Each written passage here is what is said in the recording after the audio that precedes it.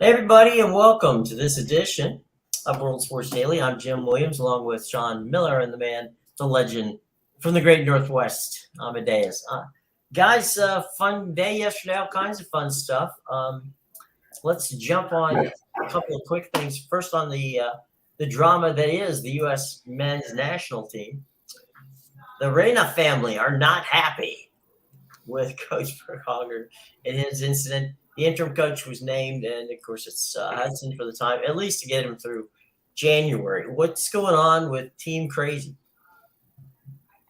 The problem with um, the whole U.S. national team is that Greg Berhalter's brother is in charge of the U.S. national program. I mean, it's ridiculous. It's all nepotism. Like, just burn it all down and start over with people that aren't related to people that are running the pro. Like, it doesn't make any sense to me. Like, get all these people out. Reyna, get them all out. Like, just go. Like, here's the perfect chance. Burn it all down and start over, and actually have a competent thing going into the World Cup. You can't have, Berhalter can't stay. His brother needs to go as the president. Reyna and the thing. I mean, these families go back a long ways. Right. Like Jersey soccer and stuff. But it's their wives were roommates at UNC. Mm-hmm. It's a mess, but. Maybe Berhalter shouldn't have, not played one of the best players at the World Cup, and maybe he should have, not been an ass. But they're here. We are. It seems like we end up in this position a lot with the U.S. and men's national team. Not so much with the women's team, but usually the men's national. There's a lot of stuff with the women's team too, but a lot of that stuff gets papered over because they win every once in a while. Here the problem, look, man. I mean, everybody. There's about three decent women's national teams in the world. The U.S. men's soccer, football is so much more advanced. So I always, U.S. women, U.S. men, like, they're not the same. Look, I mean, there's three. In half the world, women aren't even allowed to play sports. Like, it's not like. It's not a fair thing. I mean, it's just crazy. The U.S. women's team is helping drag, half the world out of the, the dark ages, stuff and into the 21st century and stuff like that. But it's not really a comparison to me, to be honest. But yeah, the men's team is a mess. Like, just burn it down, start it all over. Amedeus, you are someone who's an observer from outside the country, so you can be objective in that part too. I don't really know what to make of the situation. I think obviously the U.S. men's national team has those issues. Sean was very unhappy with a lot of the starting lineups, and right. I think the fact that the Reynas came out just shows the frustration of, like, Gio Reyna. I think, as Sean put it, he was screaming for this guy to start. Mm-hmm. And Berhalter wouldn't start him. And I think the reason why the Reynas came out is because you're seeing that frustration boil up. And maybe change is good for this program for sure, because obviously they got to the round of 16 in the World Cup, but they weren't able to get past there. I mean, they made big steps, but definitely. I don't know. They definitely should get some changes going for sure. Well, I don't know much about soccer. No, just kidding. I know. But look, like, Gio Reyna is starting and playing, when he's not injured, for Borussia Dortmund, who's a round of 16 Champions League team and a, runner-up behind Bayern Munich every single year, and maybe not this year, but they'll get there. Like, he's a starter in one of the Europeans' top 5 leagues. So,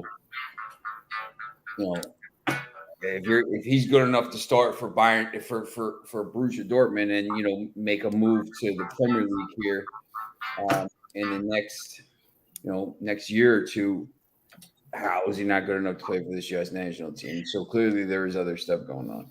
Well, welcome to the U.S. men's national team's version of the Housewives of the Jersey Shore. Yeah, it's just so like it's, it's a mess. They have, but it's all start. Look, here's the pro. If you're hiring your brother to run the program, Yep. Bill, how's it going? If you're hiring your brother to run the program, you have to be ready to listen to people complain about how there's nepotism, and when you don't run the program properly and there's other stuff going on, you're going to come in for a lot of scrutiny. And that's this is the problem. When if I hired my brother, and he was messing the whole thing up all the day, he wasn't doing the right, he's this, and there's all this stuff coming in, and like, am I gonna, it's my fault for hiring him. Right. Why don't you go outside the family? I mean, you're going to come under, but it's just that's how it is here. I mean, that's why U.S. soccer never win anything. That's why I know people care. I don't care. Like, I couldn't care less, to be honest. Like, I had to pretend to be excited about the U.S. and the World Cup on Twitter because we played England and stuff, and I had to give it the really big bollocks and stuff like that. But I really don't care. Okay, so I'm a Manchester United fan, so I don't care. just to be clear, yesterday you spoke about the death threats. Okay. Yes. Your goal is to get that list of death threats up. Is that where we're going with it? I don't think anybody watching this show cares about the U.S. national team. They care about. They don't care. I'm just kidding. They care about they care about football. Club, they care about club stuff. Yeah. Right. Hey, so just quickly, Bill. I Bill think wants to know about Man City. Yeah, Bill, Man City, the over. Bill, I'm not sure about the over because I'm just not sure about Chelsea, to be honest with you. It's probably a good play. Man City at -137 is a fantastic play. Holland to score a goal is probably minus $1 million at this point if he plays. -117. There you go. I think that they're giving you.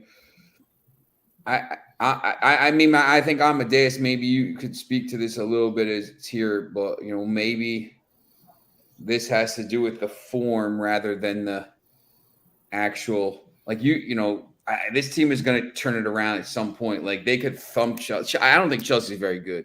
They could thump Chelsea today. This could be the game, maybe, and especially with the Arsenal result and the way that City played. City never plays poorly two games in a row.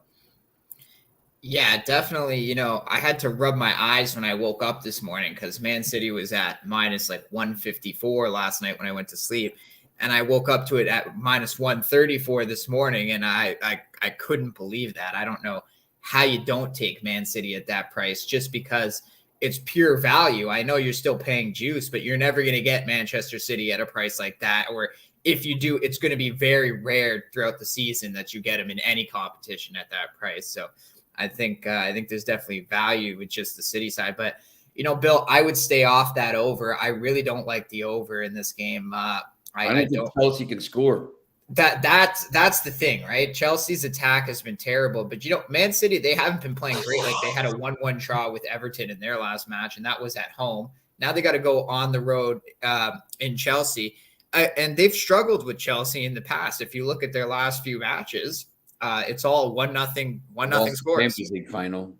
Yeah, but Man City has won the last 3 against Chelsea, but it's all 1-0, 1-0, 1-0. If you look at the series history, there's some 0-0 draws in there after you get past the 3 wins. Like they always Chelsea seems to come to play Man City with a very defensive mindset.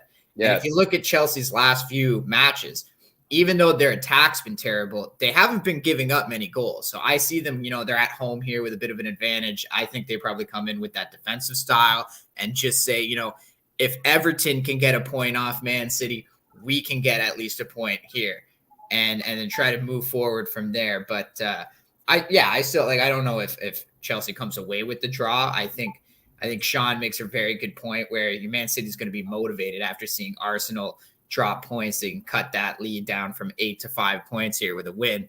And I think you're going to get a great effort from Man City. But again, just, Chelsea always comes to play them. And there's never any goals when these two play each other.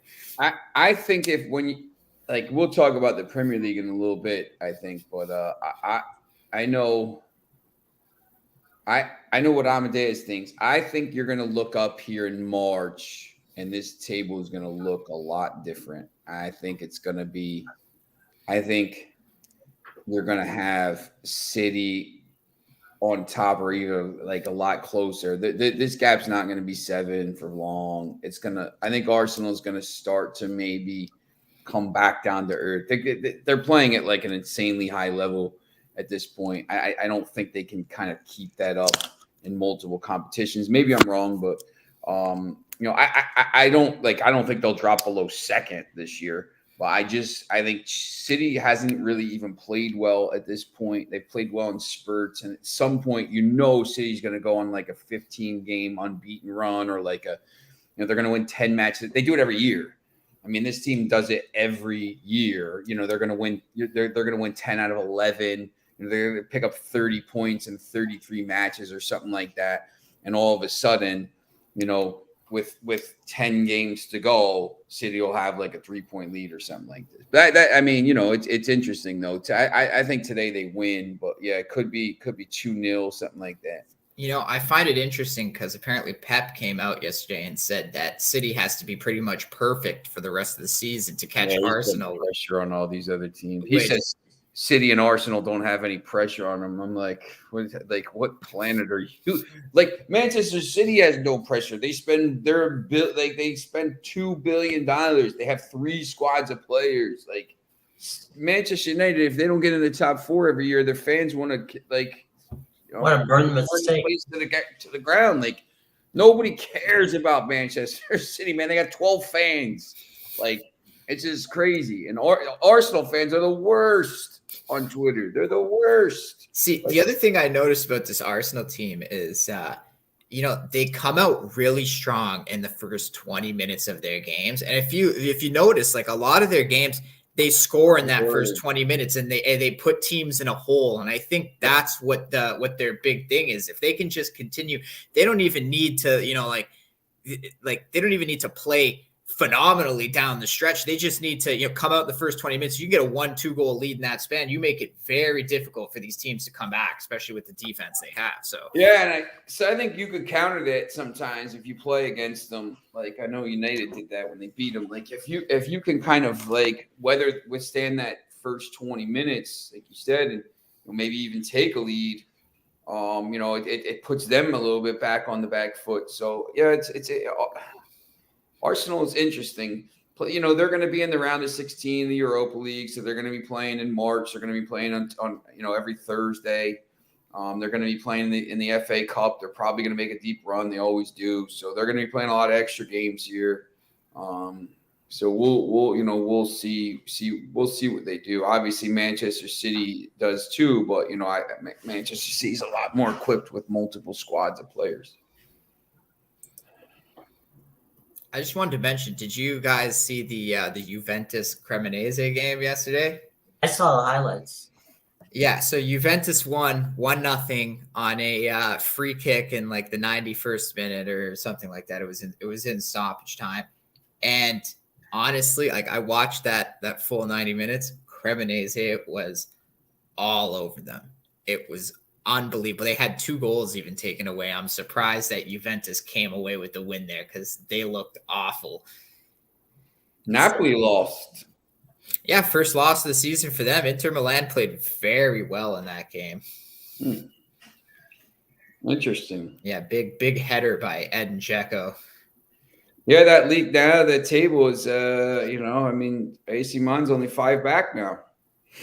Yeah, you know what? Fiorentina, I saw the Fiorentina and Monza game. I don't know if you saw the goal Monza scored, but it was. I saw that in highlights again. It was phenomenal. Like, I was on Fiorentina and I was disappointed they gave up the lead, but there was nothing I could say about that goal. It was so nice. I was like, wow.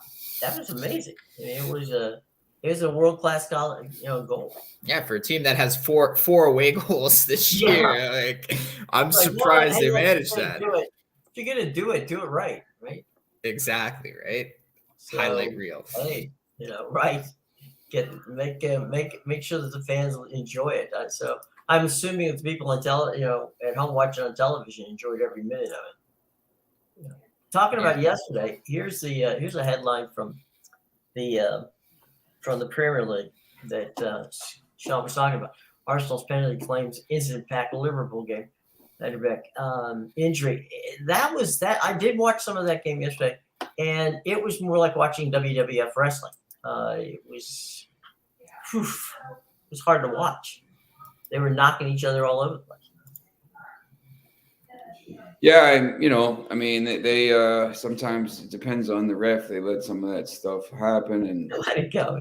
yeah, it's interesting. I was just looking for somebody to jump from the top ring and rope and land on somebody. It's a pretty wild game. You just talked about Manchester City.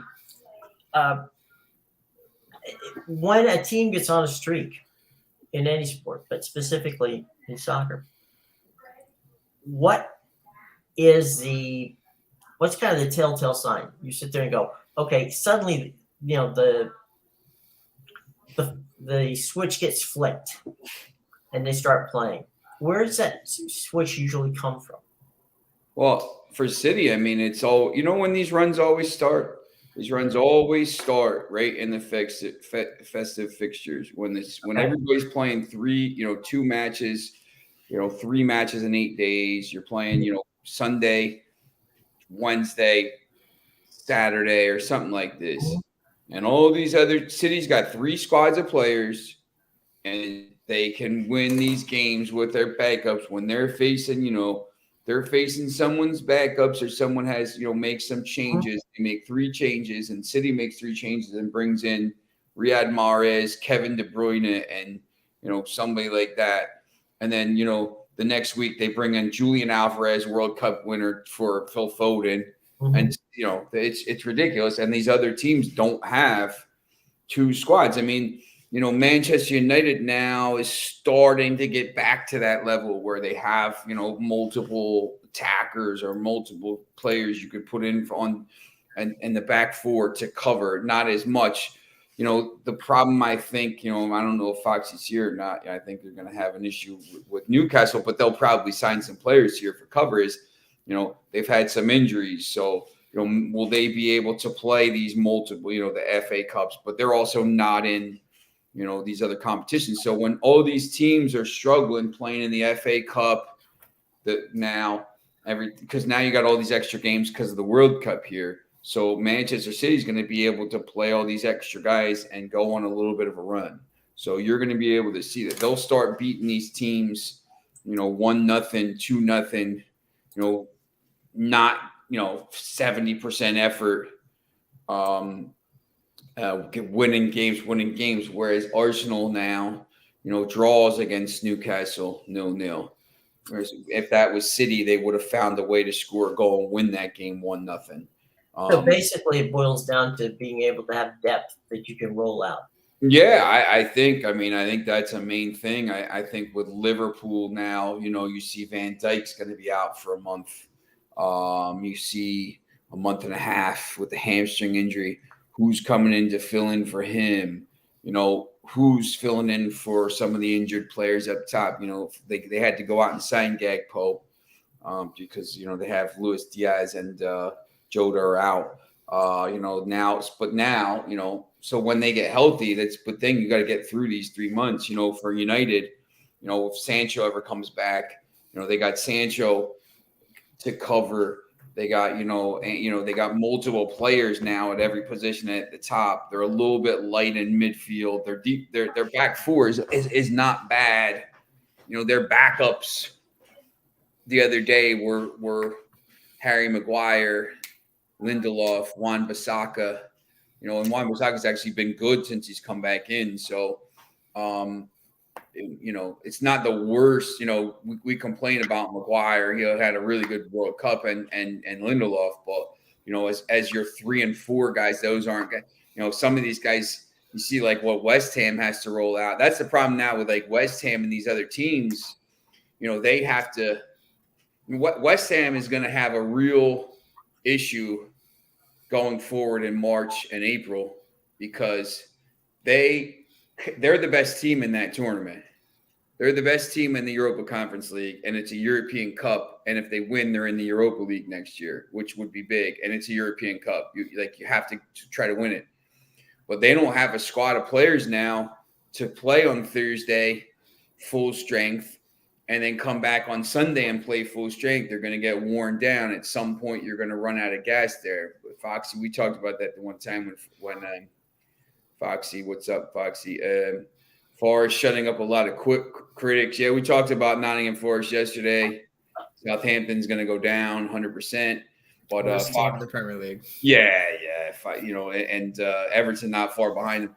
But Foxy, when they talked about when they were in that Europe that one year, I mean, you play so well and you finish 5th and you go into the Europa League and you want to make a deep run, but it crushes if you're not deep enough. If your squad isn't deep enough, it crushes the thing. You suffer on the weekends, and the Premier League is what got you there. So it's a cycle. I mean, for some of these teams now, that's why some of these teams don't care about the FA Cup and the League Cup. Like they'll just put out the FA Cup's coming up this weekend. We'll talk about that tomorrow with the 32 games. You have to just really be careful with some of these teams because they will say they'll put a weakened team out, and if they go out, they don't care because the FA Cup doesn't matter. They're not going to win it anyway. The only teams that are going to win the FA Cup are the top 6. So if you're a team like I don't even know, Aston Villa, Palace usually makes runs, not, Leeds, Bournemouth. If you go out in the 3rd round or the 4th round or something like that, and you could just focus, you'll only have games on weekends when all these other teams you're playing are playing, FA Cup and European games and Carabao Cup games and all this stuff. You could just play your starting 11 every weekend because there's no other games, and you end up staying up. That's how you stay up. I mean, you were just talking about Nottingham Forest. Have you ever been to a game at Nottingham Forest? I have not. I don't know if Foxy has, but I've never. That was one of the few Premier League places I've never been, and I've heard it's really kind of a neat place. Yeah, I know it's like somewhere in the Midlands. Yeah. No, exactly. I know it's like right in the middle of the Midlands. Yeah, it's not that far from London. I mean, it's a couple-hour drive. Yeah, I just I've been to City, I've been to Liverpool, I've been to Aston Villa, I've been to Southampton, I've been to Chelsea, I've been to West Ham, I've been to Everton, Blackburn, What's that? We went to Everton the one time, and we were on TV like the entire match. Like every time there was a throw in, like the throw in was right in front of us. Like we were on TV. Like people were like texting us, like because it was when was it? It was 2019. I just went for 5 days. We went Sunday. We went to Everton Arsenal. Tuesday we saw Porto, Liverpool at Liverpool. We sat in Porto, and Wednesday we saw Barcelona, and Thursday we saw HANDICAPPER Frankfurt and Benfica in Portugal. So I was gone for 7 days and back. Half these people didn't even know I was gone, and then people are texting me am I nuts? Or, I feel like I just saw you at the Everton game. I'm like, yeah, oh yeah, no, I'm here. And they were sending me screenshots every single time the ball every time the camera showed. Oh yeah, we got tickets in the family stand or something like that. So we were 2 rows off the pitch, and it was me and my buddy Amaro Pereira, and it was just we were just sitting there, and they're there you are, it's crazy. So, but so I've been I actually. That ground is interesting. The new ground will be nice, I think. But when you look at the table here, it's a mess for Everton here because they have dropped back into the bottom 3 at this point. I think Well, I don't know how good Wolves is. They've only had 11 goals. I think they'll turn it around if they sign a goal scorer and score some goals in the second half, because it's just so hard to play against. Everton's only allowed 24 goals as well. But so they you look at Bournemouth allowed 39, although 9 came in one game. Forest has given up a lot of goals, but these teams, these teams here, I think Forest's squad is probably too good to go down.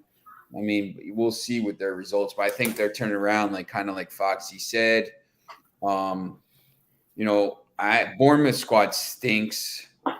I wouldn't be stunned if they go down. I would say, I think West Ham is too good. If you had to say right now, I think it's going to be between Bournemouth, Everton, Wolves, and Southampton. I think West Ham will find a way to get out, but look, if they don't start scoring goals, it doesn't. They're not going to get out. I mean, you can't. They're not even scoring a goal game, and 15 goals is not good enough. Leicester's, obviously giving up a ton of goals, but Leicester and Leeds both score goals. I think if you can score goals in these games and get to if you can get to 9 or 10 wins, you're going to be safe, because that's, 10 wins is 30 points, and then just add on a few draws, you're going to be safe. So you can get by with.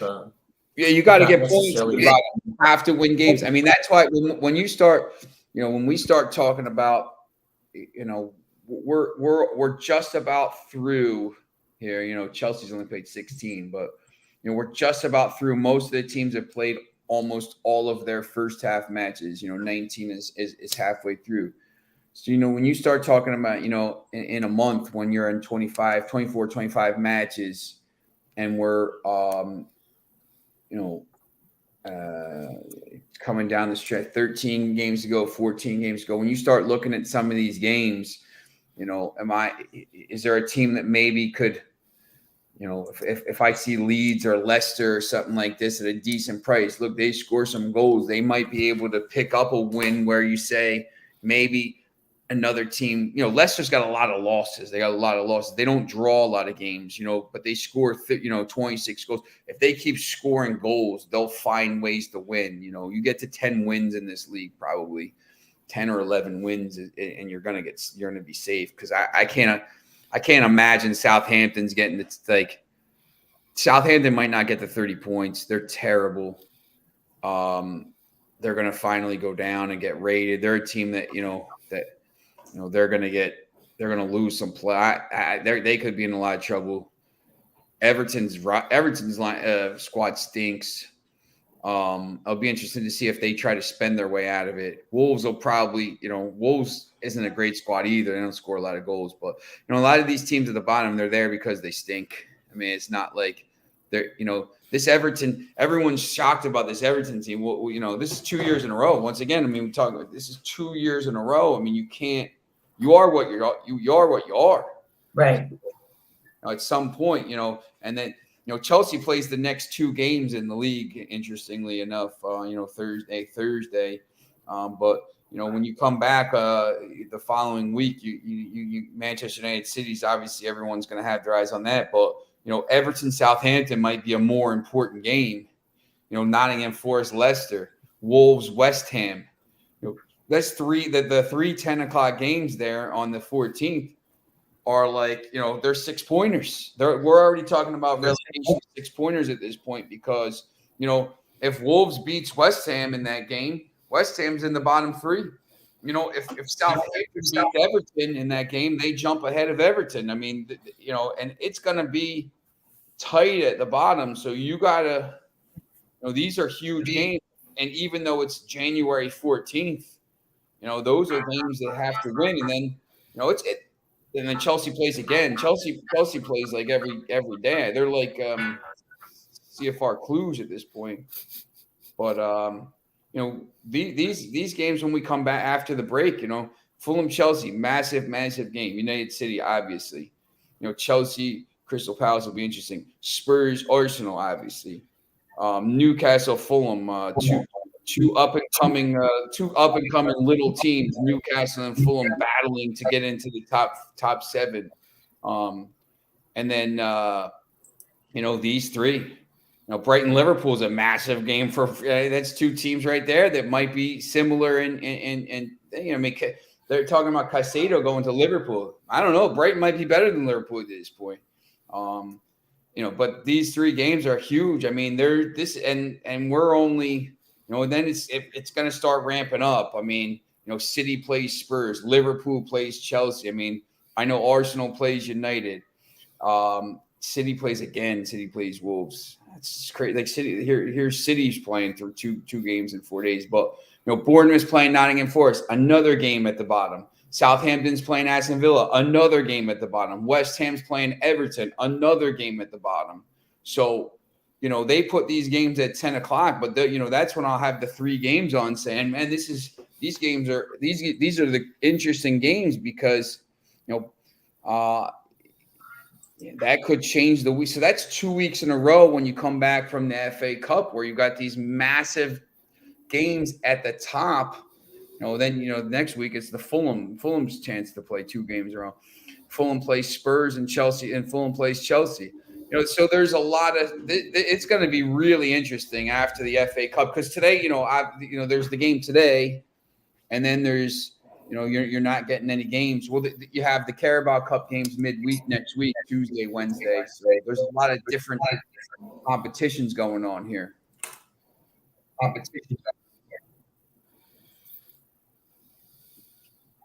But from that standpoint, when you come back, how long do you have to right the ship if things aren't going well?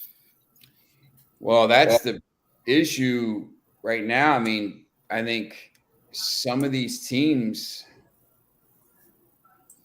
they've made like Southampton made a coaching change.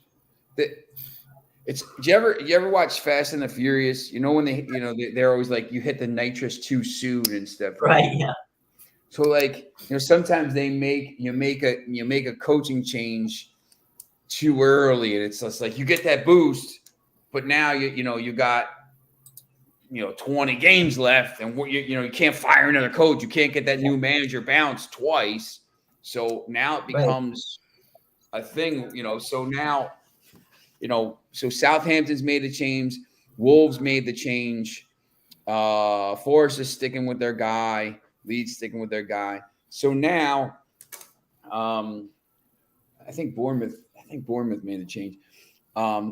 You're looking at Everton and West Ham, Moyes and Lampard. They're going to go. Like Lampard's going to go. I'm just glad they didn't do it before this game tomorrow. But they're going to come in and make these teams, West Ham and Everton, 100% will make signings in the window. So, you get maybe you get a new manager bounce, and maybe you get the signings in the window, and maybe you get the, you kind of get a little bounce there. But, now you're only at the end of February, and this is a weird season. You're going to have a lot of games here down the stretch. It's not, usually by February, you've played, 70% of your games here. It's not going to be like that. So, I think you're going to start to see these teams. I mean, these games are massive the next couple of weeks. So, I mean, I think you're going to know pretty quickly who's going to be. I mean, look, the teams at the bottom here are all in trouble.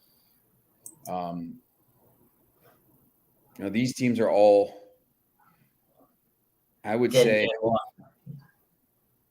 I think Crystal Palace and Villa will be safe. I'll go from here, maybe. I think Leicester, if you look at this, Amedeus, you think anybody, like Chelsea's obviously, Brighton's obviously safe, Brentford's obviously safe, they're too good. Where do you think that, would you put the cutoff here? Yeah, I would draw it at Leicester City because you see, there's the bit of a drop from Leicester. They have 17 points, and then obviously the 22 points for Crystal. Yeah. So Wow. I think, and really, tough games. Yeah. Leicester City's in 13th place, but they're 4 points ahead of Southampton. That could easily flip at any time. Quickly. Yeah, look, I mean, that's that's so, any of these teams I think are in trouble, which right away when I'm looking at it, I see Leicester and Leeds have scored 26 and 25 goals. If you score goals, you're going to stay up. To me, I think both those teams are good enough to find results. Like you'll get wins you'll turn losses into draws like Leeds did yesterday at the end of the game. They're scoring that game. They really should have won the game, but like they found a way to get a draw in that game.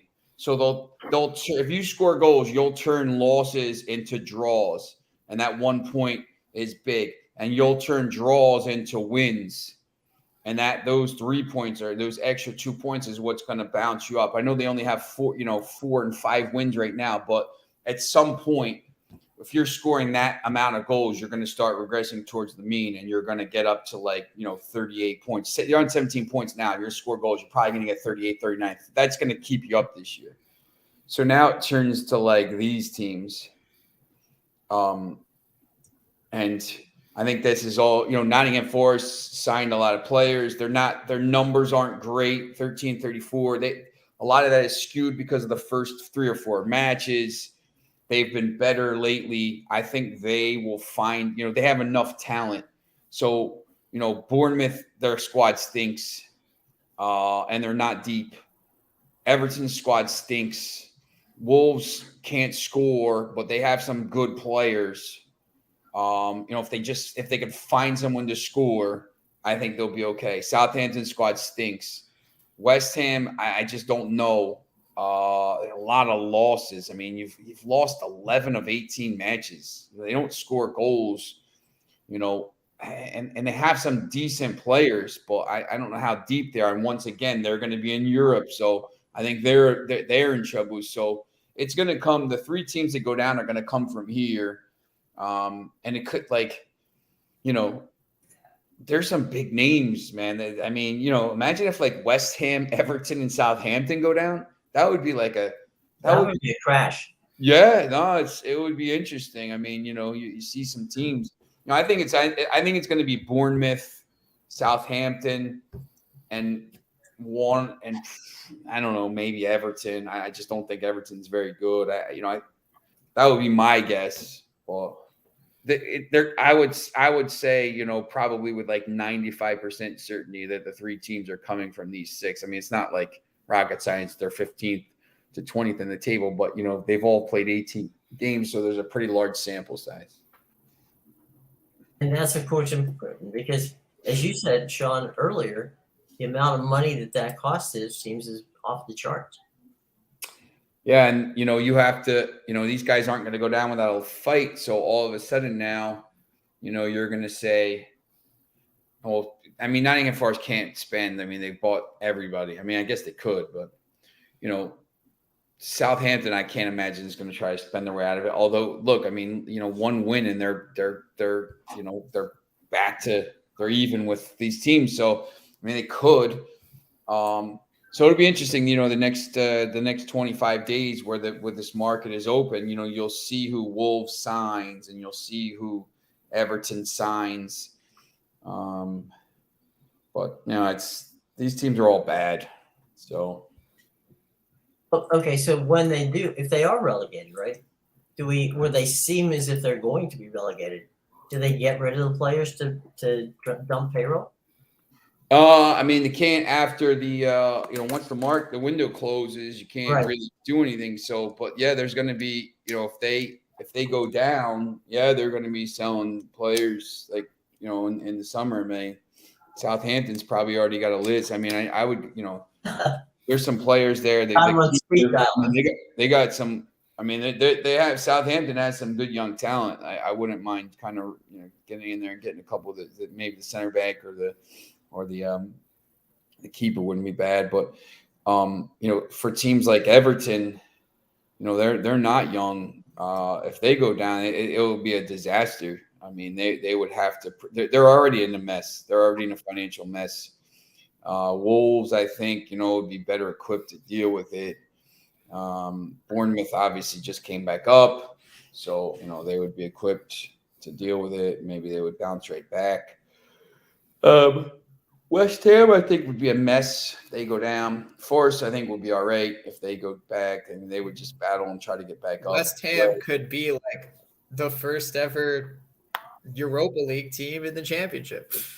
No, Wigan. Not Wigan. Okay. Because when Wigan beat City in the FA Cup final in 2013, so they won the FA Cup final, and then they were relegated the next week. So the next week? Yeah, they were relegated the next week. They didn't have time to celebrate, huh? Yeah. Hold on one second. Hey,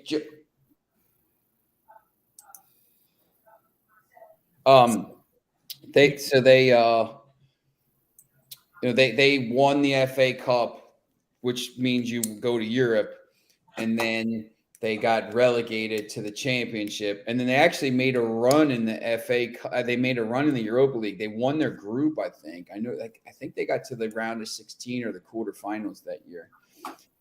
As they have gone away to 6 of the top 8 teams and took 9 points. Arsenal away, losing once. Man United away, twice, losing 1.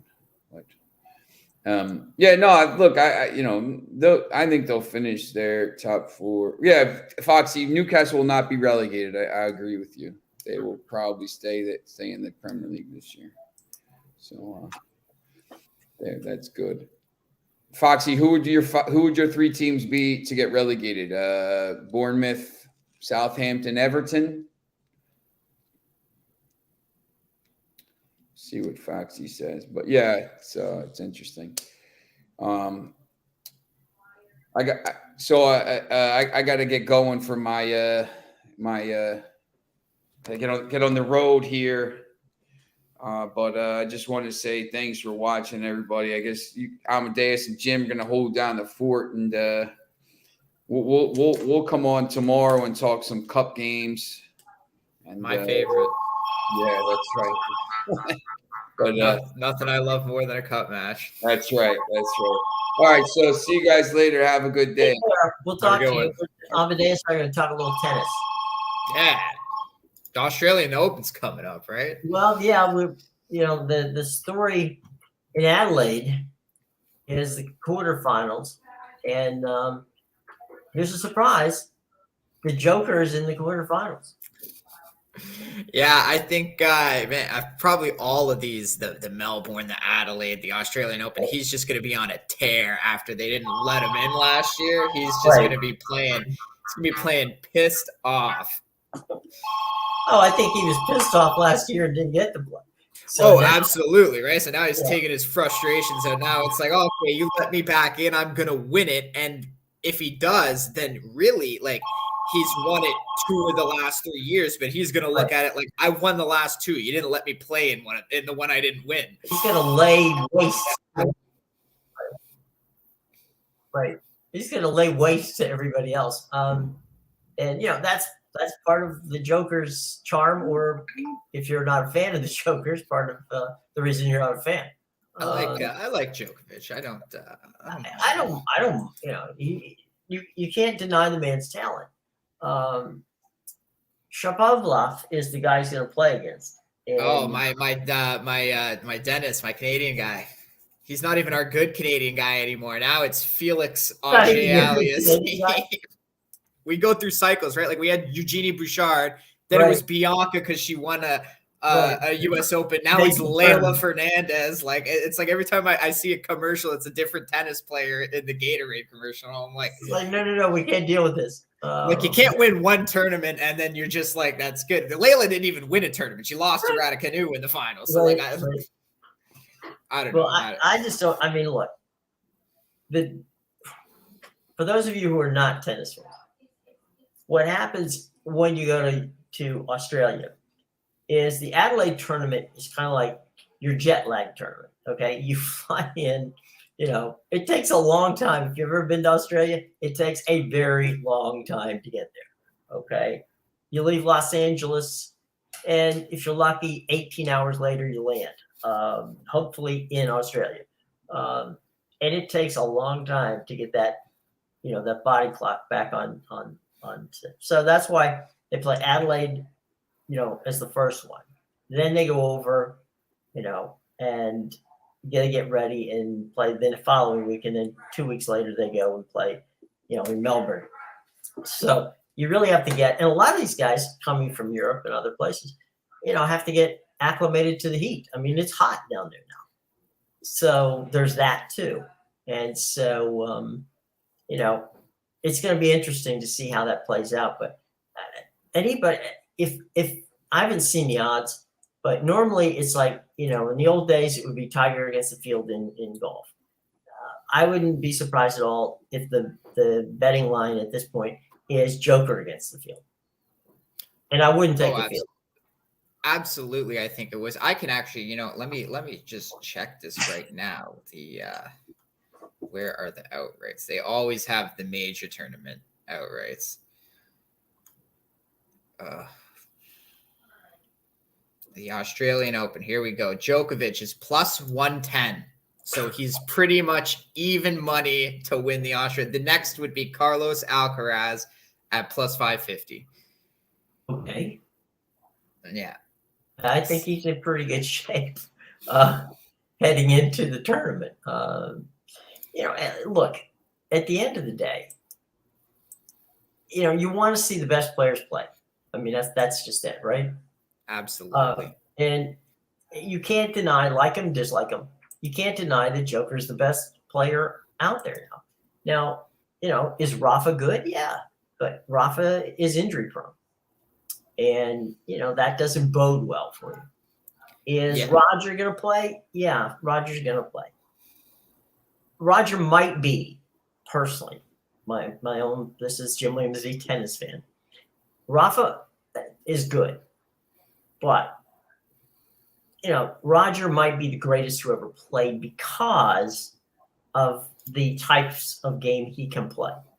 He can beat you serve and volley. He could beat you just serve. He could beat you just volley. I mean, he had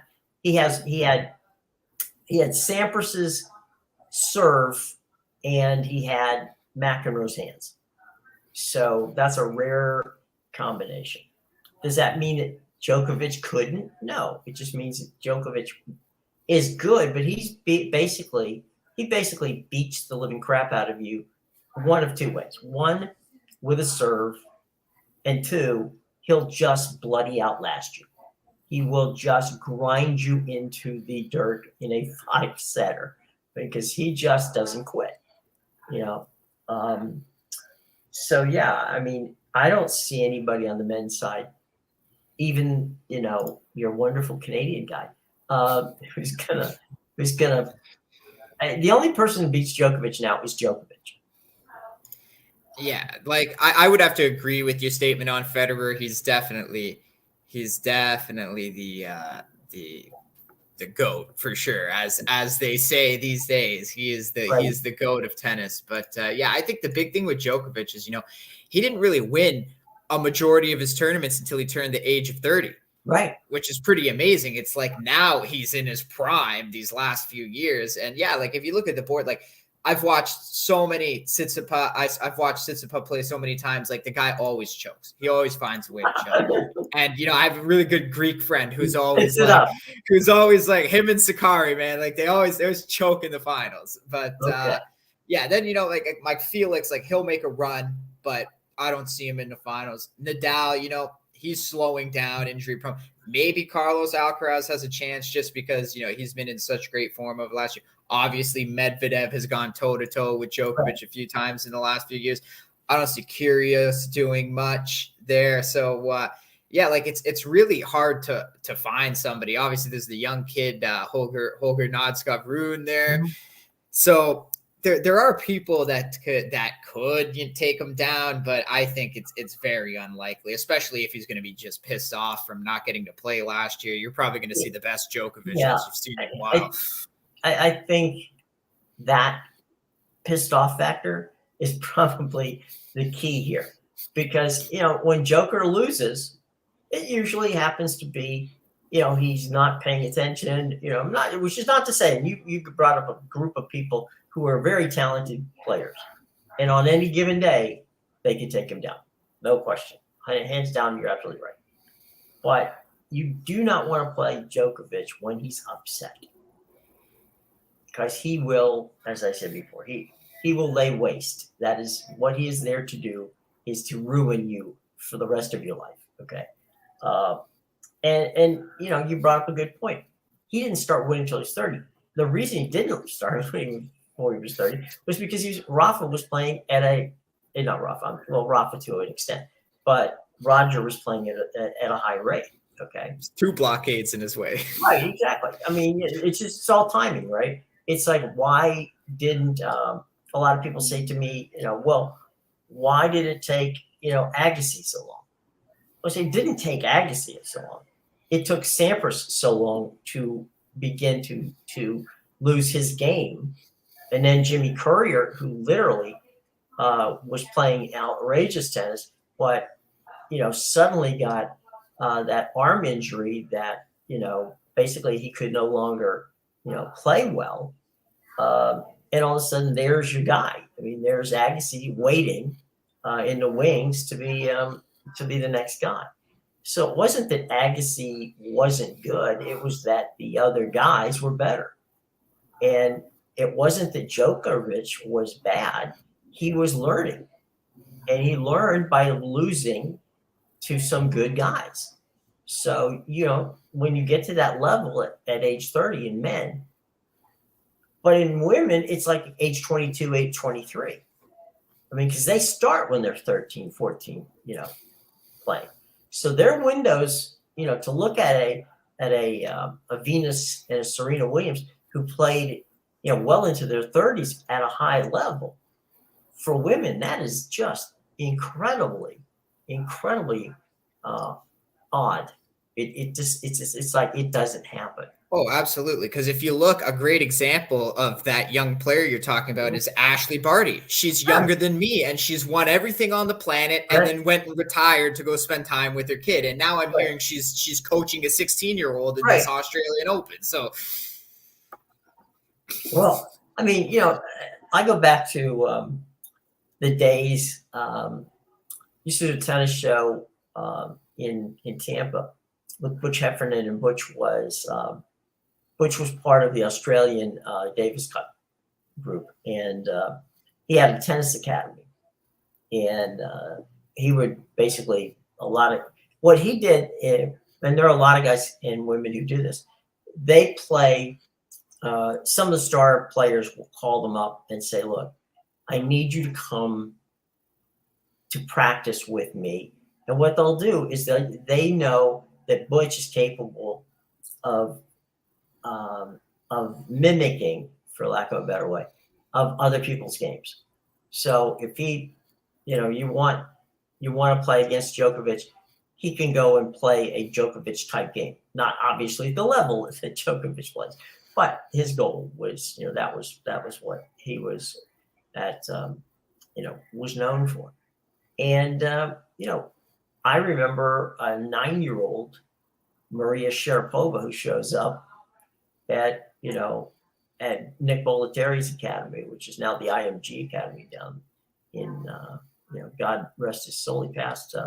Nick passed in last month, I think, in his 80s. But Nick took a look, and she shows up with her father at 9 years old, and he looks and says, this kid's got potential, and he worked her up from that standpoint. But at one time at the academy there was Sampras, there was Courier, and there was Agassi.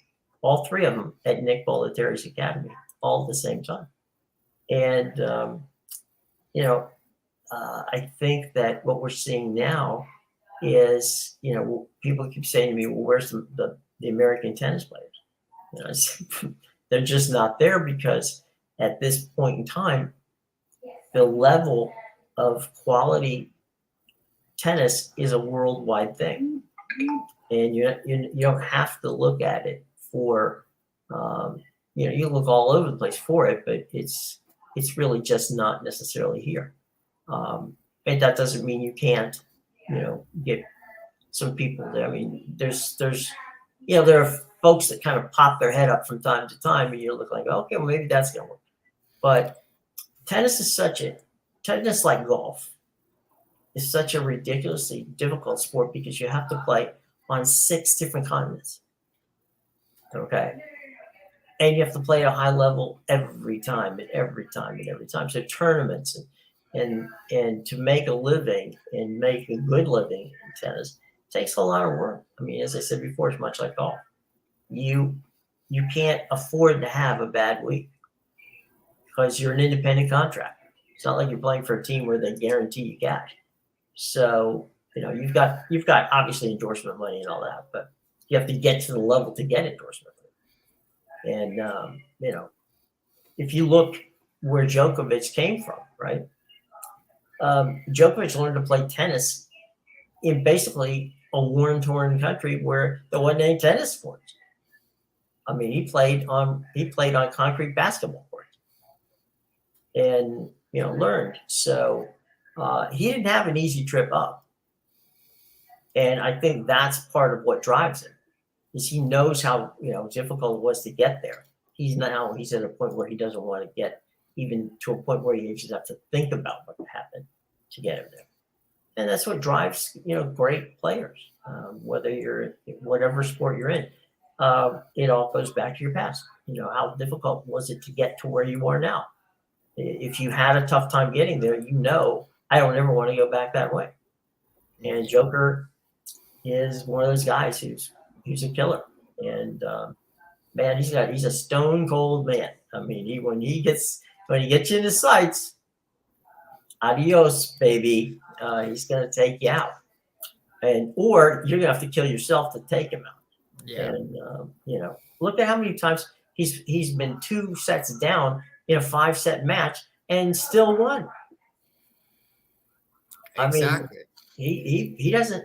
He'll grind it. You want to play 4 or 5 hours? He'll play 4 or 5. I know it. They'll be like 7-6 sets. We'll go Right. to tiebreaker every time. Right. I'll do what it takes to beat you. And you're sitting there just going, "Will he die? This guy will not die." You're sitting there going, "I can't believe it's 9 o'clock and this match started at 3 in the afternoon." That's what you're thinking in your head, right? And you're like, it's like that scene in Butch Cassidy and the Sundance Kid where Paul Newman looks over his shoulder and said, "Who are those guys?"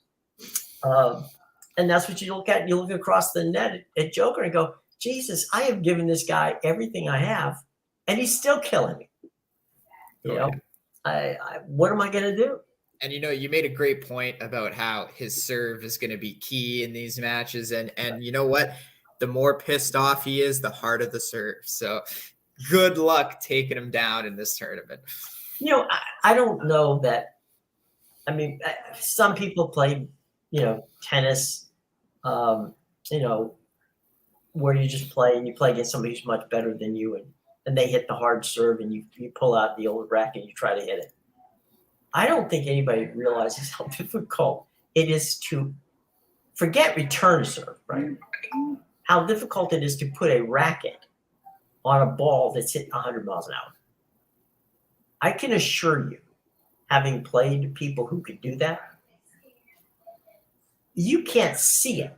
It's past you by the time you react. So you basically have to guess. So you're blocking, not returning. Okay. If you block it and it returns, then it lands on the other side of the court in bounds. You have scored. Okay, from your own mind, you're like, "Crap, I got it." And then the next shot's going to end up probably past you. But yeah, I mean, it's hard to return a serve coming from that standpoint. And, now in the old days, 100 miles an hour, forget that. Well, now, 89, anywhere from 90 to 104 or 105 miles an hour, that's natural. Because you got bigger, stronger, more powerful people playing. And I'm talking about on both sides. I grew up playing tennis with Chris Evert. And Chris was the queen of the baseline. She was just whack it across, and it could take 2 hours to play a game. Chris would play whomever Chris was playing. It took 2 hours to play Chris because it was just what we used to call Palm Beach tennis. You'd sit and just watch going back and forth. Very little, run and volley. That didn't change. That changed when Martina Navratilova, God rest her, the moment she's got breast cancer situation. Yeah, I saw All that. prayers and thoughts are out to Martina, one of the great people of forget tennis, just one of the great people. And Martina decided to become more. She took on coaches who said, Martina, you need to become more aggressive. And so Martina, was one of the first women to embrace the concept of actually working out and working with weights and working with all this other stuff. So she became a serve and volley player, which gave Chris fits because suddenly there was strength and power coming, which was foreign to the women's game. So Martina actually set the bar and moved it. And then you look at a Sharapova, right? I just mentioned Sharapova, or a Venus or Serena Williams, and they get hit as hard as anybody, and and I think that the physicality, I guess would be the best way of putting it, of tennis, both on the men's and the women's side, to become better athletes and then better players. I think that's been the biggest transformation in tennis. John McEnroe loves to remind me that the biggest change in tennis is that they painted the court so that you can see it better. Other than that, they haven't changed the game. But that's Mac. What are you going to do? Oh, I love listening to him commentate. There's nothing better. I will tell you at the U.S. Open, was covering the U.S. Open. I used to direct the daytime version of the U.S. Open for USA Television. And one day, I had just gotten off, and so I went into the press tent more than anything just to get something to drink. It was hot, and Mac had just come off the court, so he's going to do his press conference. He sits down. Murray Chase from the New York Times was sitting in the front row. I'll never forget this. Murray Chase, Mac's not even waiting for the press conference to start. Mac is going to start the press conference. But the first question he says to Murray, he says, Murray, you were the official scorer of the Mets game 2 days ago, right? And Murray's like, looks around like, okay, yeah, I was. He goes, how the hell did you give, an error to Keith Hernandez on that, and he brings up a play. So the first 10 minutes of McEnroe's press conference was him yelling back and forth at Murray for not knowing how to score an error against, scoring an error against Keith Hernandez when in Mac's mind, he had no business giving it to him. So, the thing with McEnroe, and I'll stop after this, and one of the reasons I love him is that his press conferences used to be almost like he was sitting in a psychiatrist's office and going through his head with random thoughts of, what happened today? Why did I lose that game? I lost that game. It's kind of like he was doing the introspection aspect of it. And you're like, shouldn't somebody be charging him for this? I mean, it's like nobody was asking him questions because he was asking questions. How come I did that? What do you think? What was I thinking? So McEnroe's a rare dude. He's fun to listen to. He might be one of the most unique athletes I've ever met in my life. Someone who just, played the game, loved the game, was pissed, by the way. And I think the one thing I will say about McEnroe used to get mad when players wouldn't play Davis Cup. He was made a Davis Cup captain. And when Jimmy Connors wouldn't play Davis Cup, he was pissed at Connors. And by the way, those who saw the thing about McEnroe not liking Jimmy Connors, that was 100% true. They loathed each other.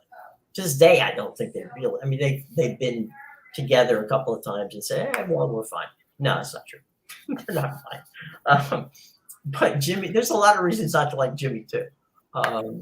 But those two guys were amazing. But Mac was always pissed if you didn't play Davis Cup. He thought you had an obligation that if you were playing and you come to the U.S.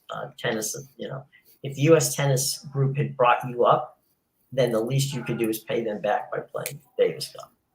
And so he was very big on that. So good on him for that one. Yeah, good on him for sure. Yeah. So whatever, but he and Patrick, I think, do a very good job on tennis.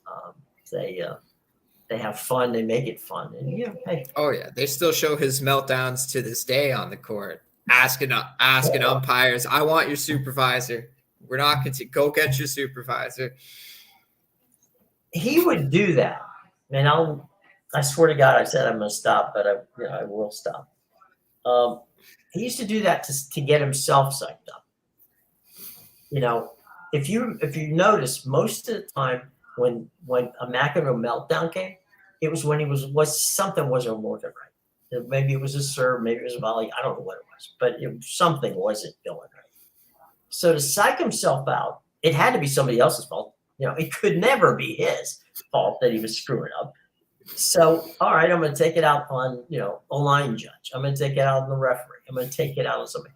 I'm going to take it out on the line judge and a racket. Something. God knows how many, rackets he went through.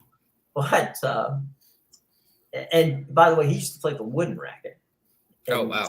Jimmy used to play. Jimmy was the first, by the way, pro who actually played with the metal racket. Wilson built the T2000 for Jimmy.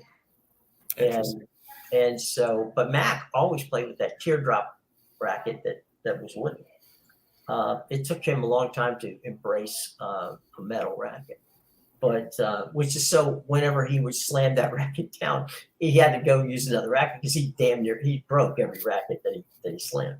But that was always in his head. That was his trigger. It's like, all right, wait a minute. I'm not playing well. I need to vent something and get this going and get himself psyched.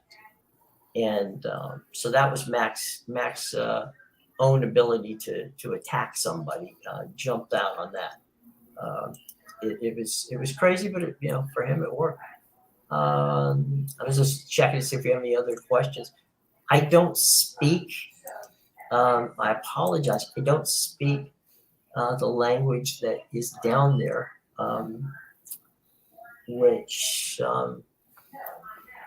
looks perhaps Arabic or Farsi, something like that. I apologize for my lack of ability to read that language, but we wish you well. And if we could ask, you need to ask us a question, we'll do our best. But it's going to have to. If I can't speak for Amedeus, but unless it's in Spanish or English, I can't handle it. Yeah, I'm Italian, and I can't even speak Italian to you. So Okay. it's got to be English, or I got no idea. All right. Well, we've been around for a while, so let me just say that it's been fun. Amedeus, any final thoughts? Or tomorrow tomorrow we'll throw some NFL in here because we have some huge games of interest over the weekend. It doesn't look like they're going to play that Bills game against the Bengals at this point. At all? They're just gonna cancel Well, it? Their goal at this point is to let the weekend play out. And if the weekend plays out as it should, then they may not have to worry about this. They're praying for the Chiefs to get the number 1 seed, so they don't have to worry about it. That would help tremendously. That's what they're waiting for. Then it doesn't really matter because the only thing that's going to change is the number 2 or 3 seeding. Right, and in a situation like that, they could flip a coin and get away with it. And I'm sure both teams would be fine with that. Yeah, I don't think there'd be any problem at all. If the Chiefs lose, then it opens up a can of worms. Then we got a problem. NFL probably doesn't want. No, they don't want to have an extra game before the playoffs. Yeah, no, there's really no. I totally know what you mean. Like I said, the only way they could fit it in is to move the playoffs. I'm not saying that's what's going to happen. I'm saying that's the only thing they could do. And as you put it, there's no way they can do that. No, there's way too much money both on the television. Let's forget the TV side for the moment. Okay, logistically, you've got stadiums, you've got people, you've got all that stuff. Everything is in place to play playoffs. And so for you to push all that off a week, it's going to sound stupid, but you're talking about everything from airlines to hotels to everything like that. Can you stop it? Yeah, you could, but I don't see that happening. Yeah. When they decided not to play it this week, that basically told me they're not playing. Yeah.